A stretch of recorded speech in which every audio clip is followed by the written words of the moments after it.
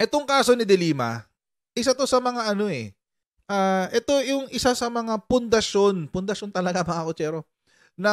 Di pala pundasyon. Ito yung isa sa mga pinaka-epektibong tool o sandata na ginamit ni Digong Duterte laban sa mga dilawan. Ito yun.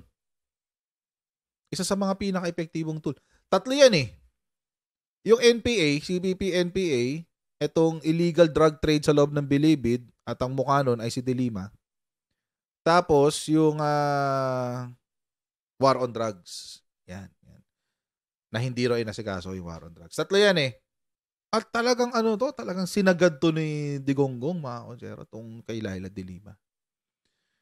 And I think unconsciously or maybe he overdid himself during his time. Ngayon mukhang nabaliktad na ang kwento.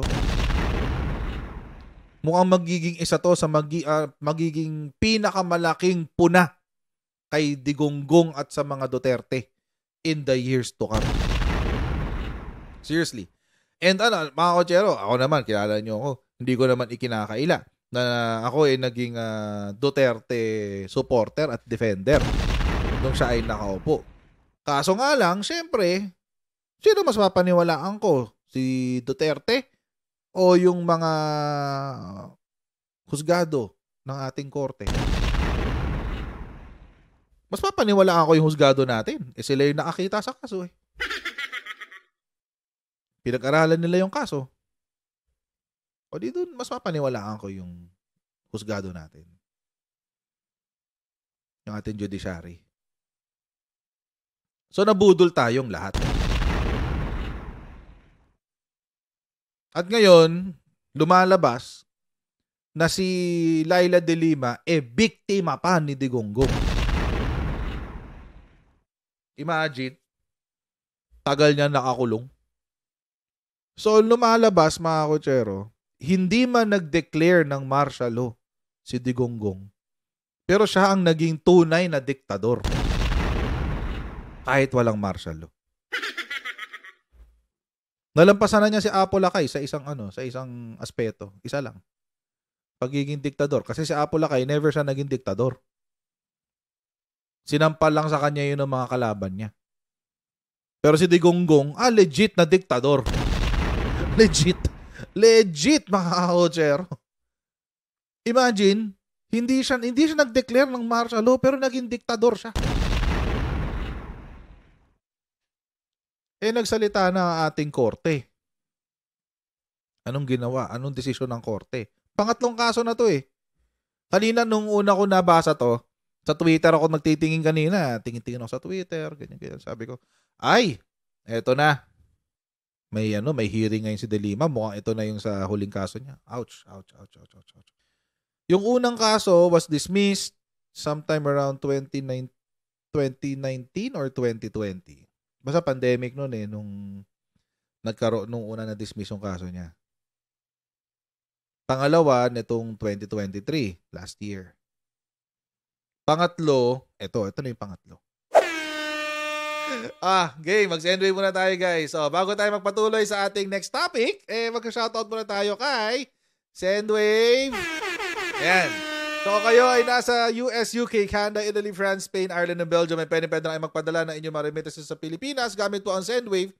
At gagawin nyo lang ay download ng Sendwave app. Lagay nyo yung bank account details nyo dyan. At pwede na kayo magpadala sa GCash, Cash Pickup at iba't ibang mga bangko sa Pilipinas. At kapag ginamit nyo pa kayong promo code na Coach Jarrett, ayan, nakasulat nyo sa baba, ay makakuha pa kayo ng karagdagang $20 free credit. Kaya gamitan na si Sendwave for all of your remittance needs. Okay. So, wala na siyang kaso. Lahat ng kaso niya na drug-related, wala. Ngayon, mga kutsero, eto. Ako, personally, alam ko yung kwento ng illegal drug trade sa loob ng Bilibid. Totoo yun. May illegal drug trade talaga. Meron talaga. Kaya ako, hindi ako kumbinsido na Walang ano doon, walang impluwensya si Laila de Lima doon. Personally.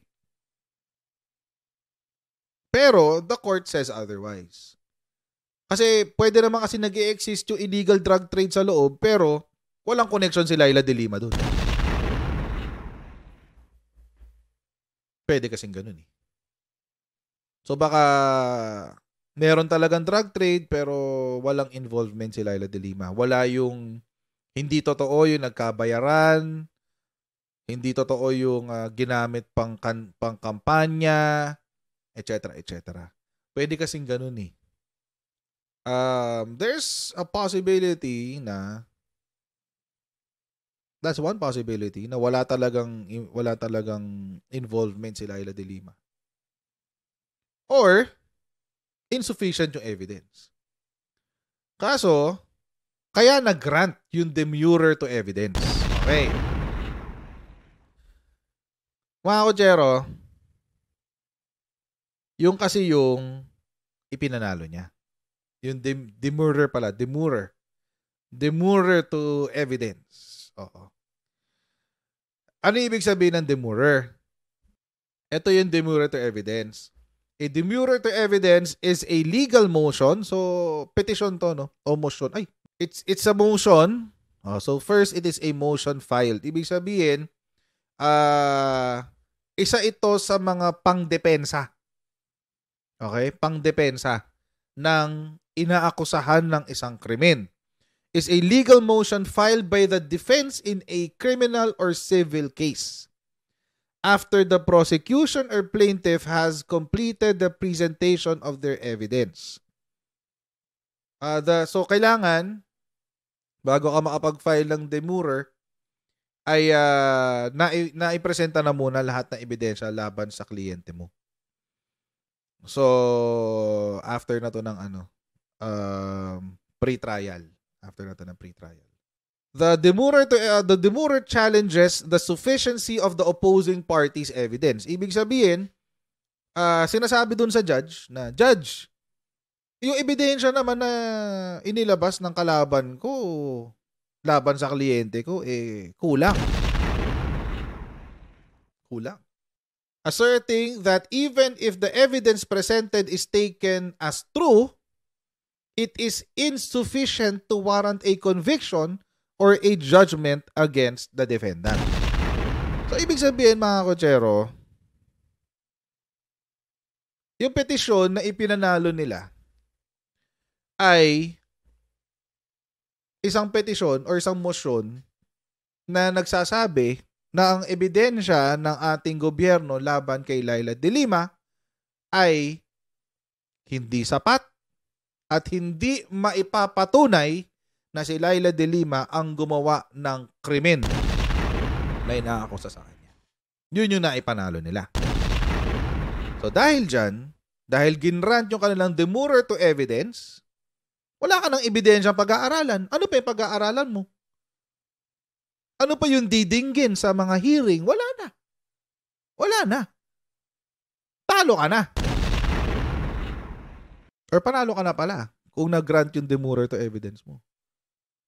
Wala ka ng ebidensyang didinggin eh. Para saan pa? Unless meron kang maipipresenta na bago at convincing na evidence. Yun, pasok yun. Pwede yun. Actually, baka nga pwede pa ma-reopen yung kaso kahit close na siya. Pero yung bago mong ebidensya, dapat it is convincing para buksan yung kaso ulit. Yun nangyari kay Laila de Lima. In the decision, the Muntinlupa RTC granted the demurrer for failure of the prosecution to prove the guilt of all accused beyond reasonable doubt. Yung kasi yung required para sa para sa criminal conviction eh. Yan yung quantum of proof na kailangan beyond reasonable doubt. Hindi pwede yung lang. Preponderance of evidence. Preponderance of evidence yun yung sa civil cases. Yan. Preponderance. Sa preponderance of evidence kasi, Kumbaga, kung ano yung mas convincing na ebidensya, yun yung magpapanalo sa'yo. Mas convincing na ebidensya. Pero sa beyond reasonable doubt, kailangan lahat ng elements eh. Dapat kasi lahat ng elements mapapatunayan mo dyan sa beyond reasonable doubt. Mahirap talaga yan. So, ang sabi ng judge, assessing the totality of the evidence presented by the prosecution, the court is of the firm resolve and so holds that the prosecution was not able to prove the guilt of all accused beyond reasonable doubt. Yun yung delikado dun eh. Yun yung nakasira dun. Kasi may yan eh, iba't ibang ebidensya yan eh. Meron kang testimonial evidence, meron kang material evidence, etc. etc.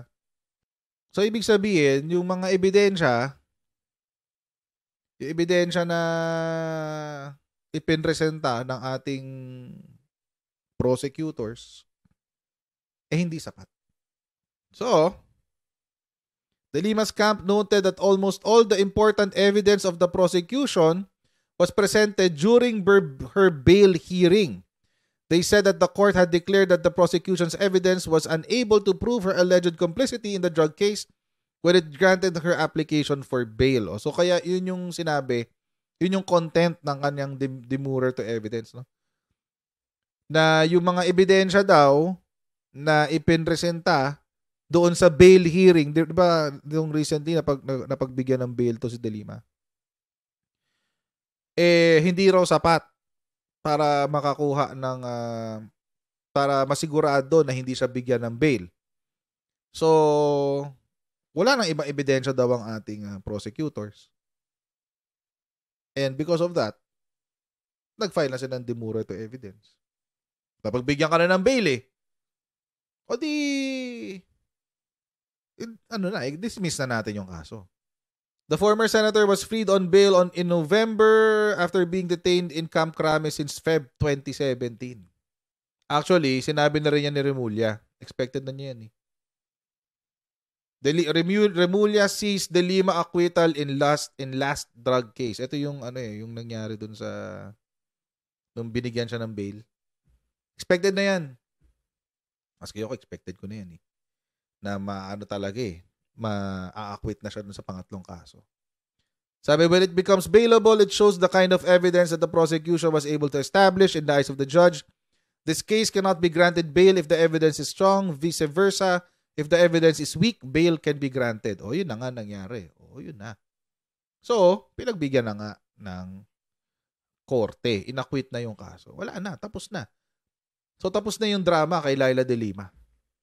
Ang nakadurog pa sa sa ebidensya nila, mga kotsero, yung pag-recant ng mga witnesses. Actually, ito yung nakasira sa kaso nila. Yung recant ng witnesses. Yung pinaka-latest, yung kay Ragos, yun yung nagpa-dismiss dun sa pangalawang kaso. Yun yung nagpa-dismiss sa dalawang kaso, yung pag-recant ni Ragos. Kasi, yung testimonya kasi ni Ragos, yung connect. Yung nagko-connect sa pagbibigay ng pera, ay yung pagtanggap ng pera at pagbibigay ng pera. Yung kay Ragos. Ni-recant niya. Ang kwento kasi ni Ragos, siya raw yung nagdala kay Ronnie Dayan. At si Ronnie Dayan daw yung driver ni De Lima na lover. Driver/lover. Basta driver daw kasi sweet lover. So, siya daw yung nag-abot kay Dayan, kaya sigurado siya na may tinanggap daw na pera galing sa illegal drug trade si Leila De Lima na ginamit daw niya pang kampanya noong 2016 election. Si Jonel. So, ayun na nangyari. Nung nag-recant siya, wala na yung connect. Kasi yun yung magko-connect eh. Na merong tinanggap na pera si De Lima eh. Nag-recant. Sabi, pinilit lang daw siya ni Vitaliano Aguirre na gumawa ng testimonya. At tapos, ang booking. So, kulang yung ebidensya. Kulang. Ulitin ko mga kotsero, ako naniniwala, kasi nga, because of personal testimony, first-hand information, nakuha ko sa isang preso sa Bilibid, na meron talagang illegal drug trade. Meron talaga. Nangyayari talaga yan sa loob. Kaso nga lang, ang tanong kasi dito, kung yung illegal drug trade ba ay maikokonekta mo kay Laila de Lima? Ang sagot ay hindi. Hindi nila na-connect. So wala siyang kaso. Wala siyang ginawang mali. Wala siyang krimen na ginawa pala rather. Kasi hindi mo na-connect eh. Or pwedeng may connect, wala ka lang ng ebidensya. Diba? Malas mo. Sorry ka. Hindi mo ginawa yung trabaho mo. So, sorry. It is what it is. Wala tayong magagawa. Kahit naniniwala ako na may illegal drug trade dyan nung panahon ni Laila de Lima, anong gagawin ko? Hindi na maiko-connect sa kanya eh. Anong gagawin ko? Wala akong magagawa. Magaling yung depensa ni de Lima. So, ito ngayon ang balita. Mukhang may revenge plot. Si Laila de Lima. Magandang gabi, Dante. Yan bang dismissal sa huling kaso ni dating Senador Laila de Lima ay pinal na o maaari pang iapila? Jun, tama Jun. Ito ay pinal na at sa ilalim ng ating batas, ito ay hindi na maaring iapila dahil naman sa issue ng double jeopardy.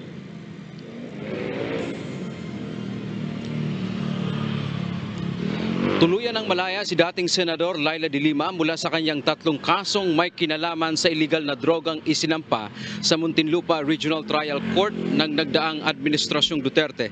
June sa pagdinig kanina, pinagbigyan ni Judge Henerhito ang hiling na demurrer to evidence ni de Lima na layong ipawalang bisa ang huling kaso nito. Sa desisyon ng Korte, batay sa kabuuang ebidensya na isinumite ng prosekusyon o ng Department of Justice, hindi na patunayang nagkasala ang akusado beyond reasonable doubt. Kaya naman acquitted o absuelto na si de Lima. Liban sa dating senador, pinawalang sala din ang kapwa-akusado nito na sina dating Bureau of Corrections Director Franklin Bucayo, Ronnie Dayan, Junel Sanchez at Jose Adrian Dera. Jun, ang kasong ito ni de Lima ay nag-ugat sa pagtanggap umano niya ng pera mula sa illegal drug trade sa New Bilibid Prison o NBP noong siya pa ang Justice Secretary. Ayon pa sa dating mambabatas, makakatulog na siya ng maayos at vindicated siya sa naging hatol ng korte. Napakalaki po ng ginhawa at saya ang nararamdaman ko ngayon. Mas mapapanatag at makakatulog na po ako ng mas maluwag. You know, with the grant of our demurrer to evidence, which is tantamount to acquittal, that means I am now completely free and vindicated. It's very liberating. Yun yung dun eh. Yung I think yun yung nakakabaliw ngayon sa mga Duterte Balawara supporters. Vindicated talaga si de Lima. Vindicated talaga siya. Napatunayan ngayon na si Digonggong ang mali at si de Lima ang tama. Ano pang gagawin natin? Wala na. Wala natin gagawa. Well, of course, may remedies naman yan. May legal remedies yan. Pero 3 na yun eh. Baka ma-double jeopardy eh. You cannot be accused of the same crime twice. Di ba kalokohan yun? But anyway, tuloy natin. At alam nyo naman ito, I respected the rule of law despite the pain and the injustice of it all. Wala, yan ang hirap depensahan ngayon ng mga Duterte vloggers, mga kotsero. Hindi lang may pagtatanggol yan. Tiniis kasi talaga ni de Lima. Yun ang dyan eh. Wala kayong magagawa dun. Lahat tayo, mga kotsero, number 1, naniwala na corrupt siya. Number 2, naniwala tayo na meron siyang skandal. Sex video kay Jonel. Well, Sunshine, we don't have to like her, but you have to respect the rule of law. Wala tayong magagawa. It is what it is. So it means they created a martyr. Well, hindi naman siya namatay. Pero they created a political martyr. Kasi nagtiis talaga siya. Dinaan talaga niya sa korte. At hindi siya umalis. Hindi siya nagtago.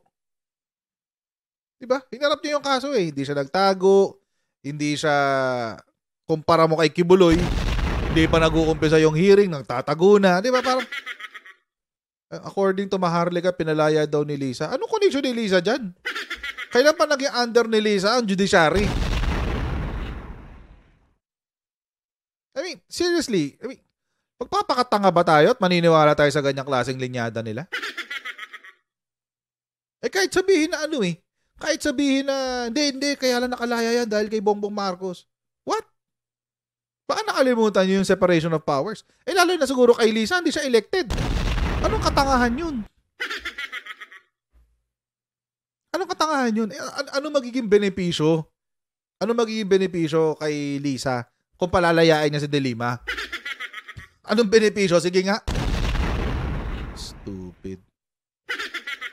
Stupid. Seriously, ano magiging benepisyo?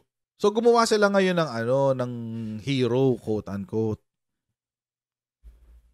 Dahil sa mga peking kaso nila. Pinikian nila ng kaso.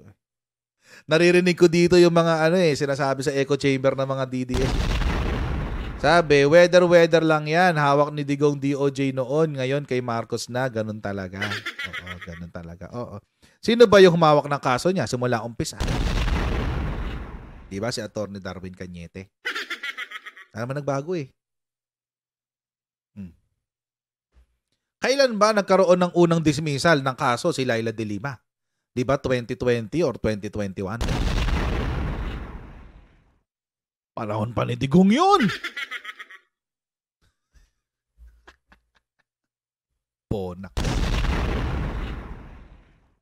Diba stupid?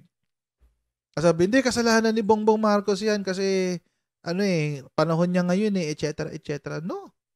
Unang dismissal niya, 2021. Ayun, 2021 daw. 2021 pa. Engot chamber. Yan kasi naririnig niya sa engot chamber niya. Pero tumanggap kayo ng pagkatalo. Olats kayo dito. Kasalanan niya ng poon nyo.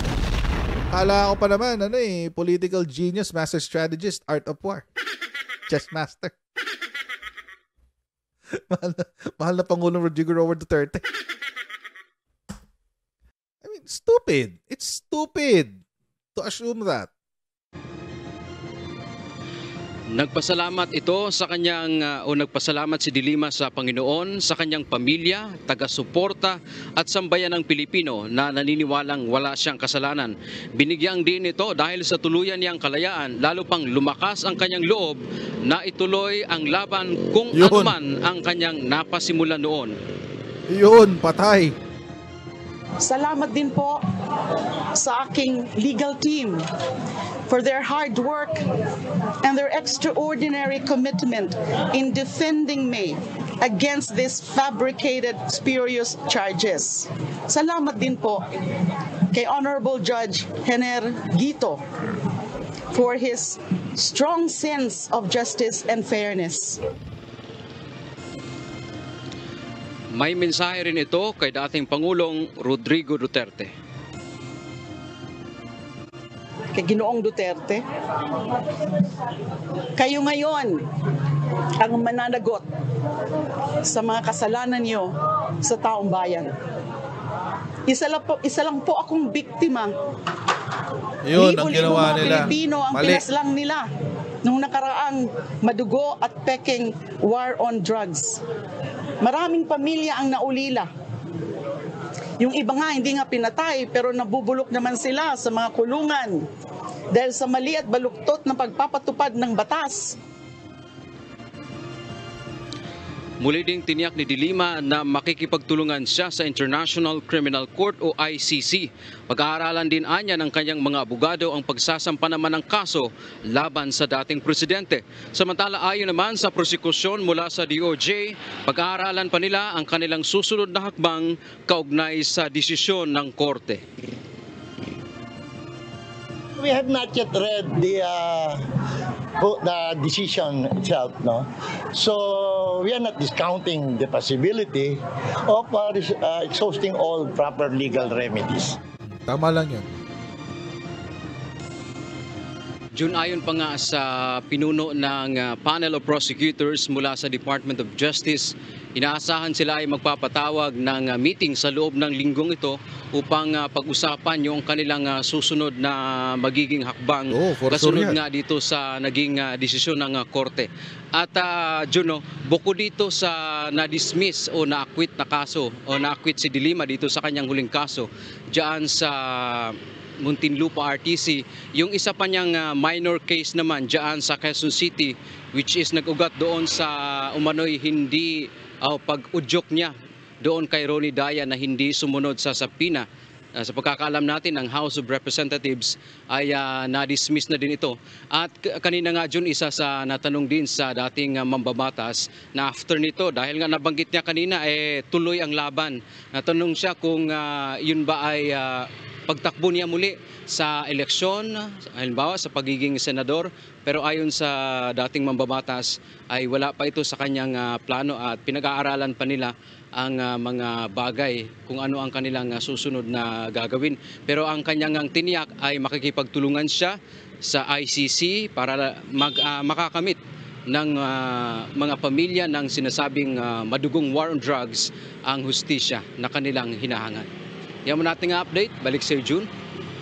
Kahapon pa lang, Dante, di ba, nag-usap nga tayo na napaka-optimistic ni dating Senador Laila De Lima sa kanyang Facebook post kahapon. Yung ano kasi yun talagang umaasa siya na talagang yung ano talaga yun, yung sa bail niya. Yung the bail hearing, nung nabigyan siya ng bail or nagrantan siya ng bail, is the signal na mahina yung ebidensya. So, wala. It's really, it is what it is. Wala tayong magagawa. Ibigyan na ito ng siya ng talagang kalayaan. Meron bang selebrasyon ngayong gabi, Dante, sa kampo ni Senador Laila De Lima? Alam mo, June, kinulit din natin sila kanina kung ano ba ang susunod. Natanungan natin kung after ba ng paglalabas ng desisyon ng korte, ay magpapapresscon ba siya. Subalit, walang binigay sa atin na kasagutan, maging yung kanyang legal team. Ang sinasabi naman nila ay maglalabas naman daw sila ng bagang advisory kung sakasakaling ano yung kanilang magiging susunod na hakbang pagkatapos itong acquittal nga ng dating mambabatas dito sa kanyang huling kaso diyan sa Muntinlupa RTC, June. Pero Dante, meron bang detalye yung sinasabi niyang makikipagtulungan siya sa ICC? Anong detalye nun, Dante? Yes, June. Nitong mga after nung nakapag-bail siya, sa pagkakatanda natin ay November 2023. Noong nakaraang taon ay pinayagan siyang makapagpiyansa at doon nga siya naglabas ng saloobin na siya ay handang makipagtulungan sa ICC dahil ang may mga issue nga dyan na nakapasok na daw sa Pilipinas, though wala namang confirmation maging ang ating pamahalaan. Kaya ang sinasabi niya dito ay kung siya ba ay halimbawa iimbitahan ng ICC magbigay ng kanyang testimonya bilang isa sa mga biktima nga ng sinasabing war on drugs, though hindi man directly doon sa mga napapatay, pero doon sa sinasabi kasi doon sa pagtatanim ng mga ebidensya, fabricated na mga reklamo laban sa kanya, ay handa siyang makipagtulungan, handa siyang magbigay ng kanyang testimonya sa ICC para sa kanilang ginagawang investigasyon. June. Katulad nito, nasabi ba kanina ni dating Senador Laila De Lima, katulad noong video na nasa likod niya kanina yung hustisya, papaano niya dinidefine yung hustisya? Kasi baka naman isipin ng iba na ito ay paghihiganti yung kanyang gagawin na pakikipagtulungan sa ICC o kumbaga mapanagot yung dating administrasyon. Alam mo, Jun, yun nga yung nabanggit niya sa loob ng halos 7 taon kasi siyang nakulong, no? 6 na buwan at Tagal. 6 na taon at 8 buwan. Mahigit. Almost Yun 7 nga, years. dinadanas Talo pa mas may bayag pa si De Lima kaysa Ike Buloy. Mas may bayag pa si De Lima kaysa Ike Buloy. Ike Buloy, kalalaking tao, TNT. Si De Lima nagpakulong 6 na taon.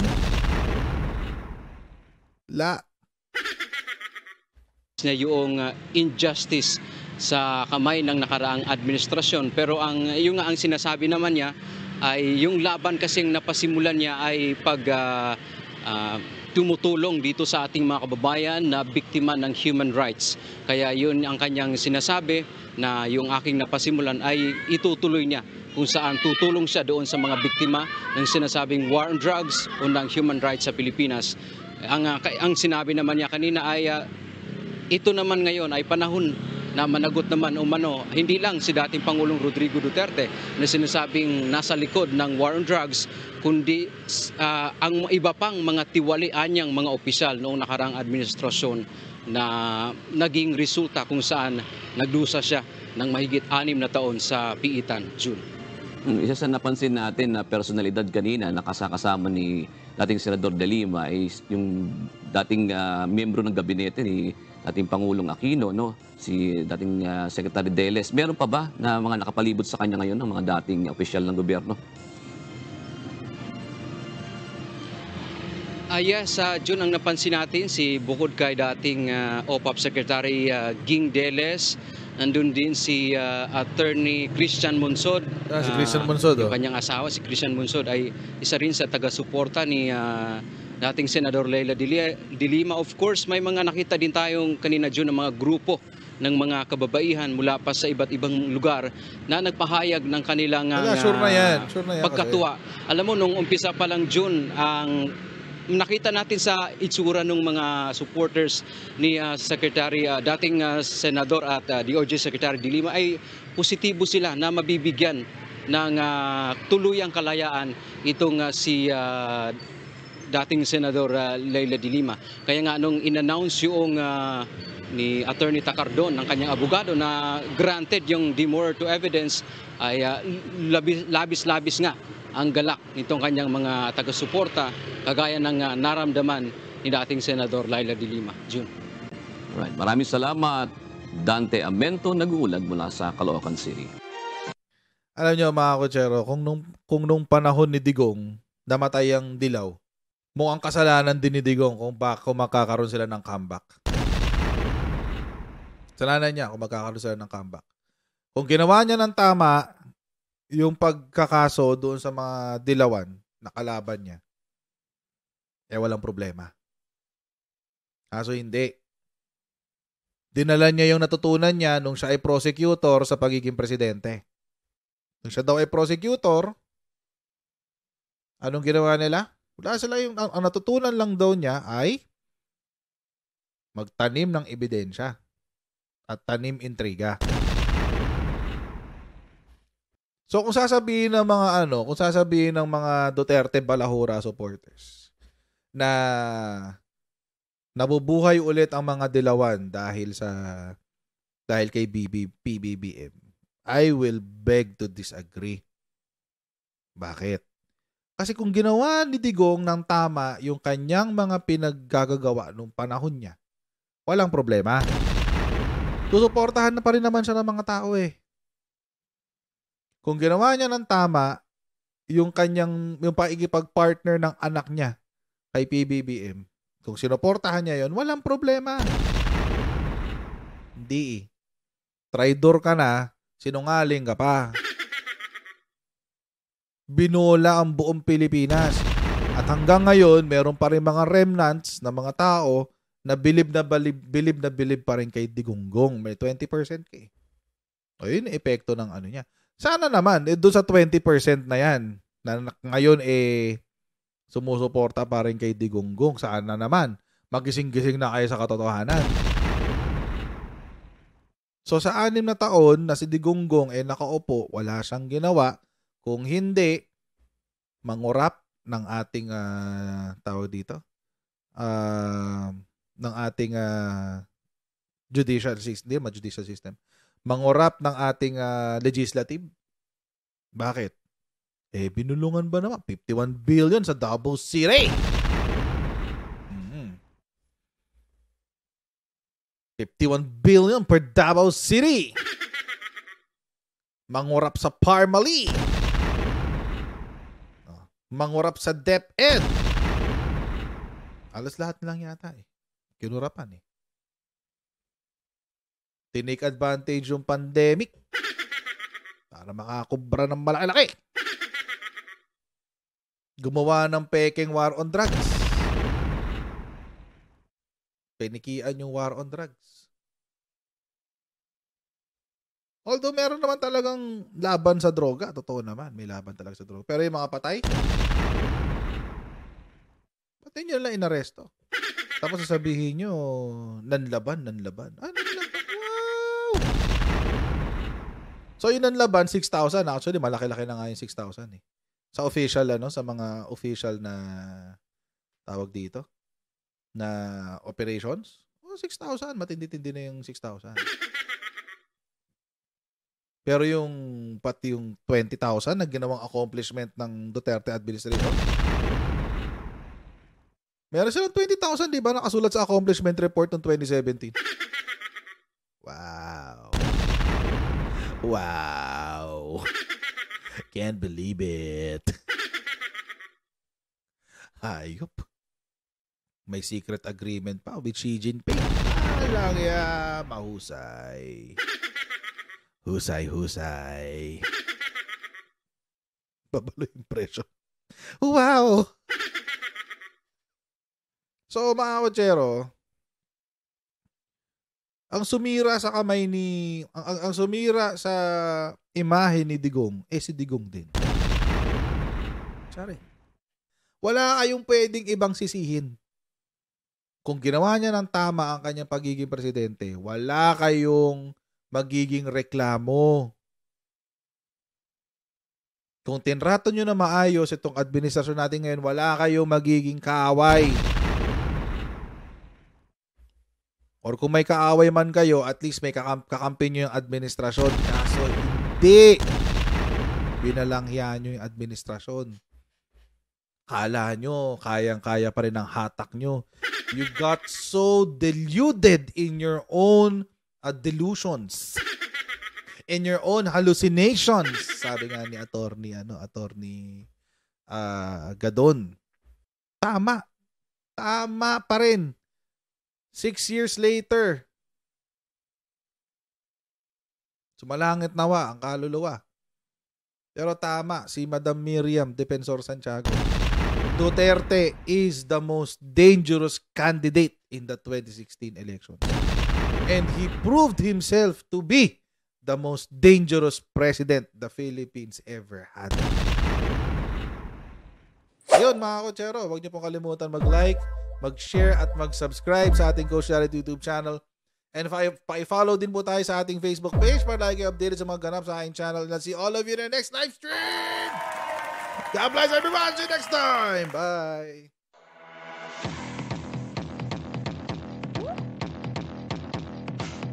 Pag ganun, huwag natin gawing tanga mga Pilipino. Mas maganda kasi nasa lugar ka ng tama kaysa yung pinipilit mo yung pagkakamali.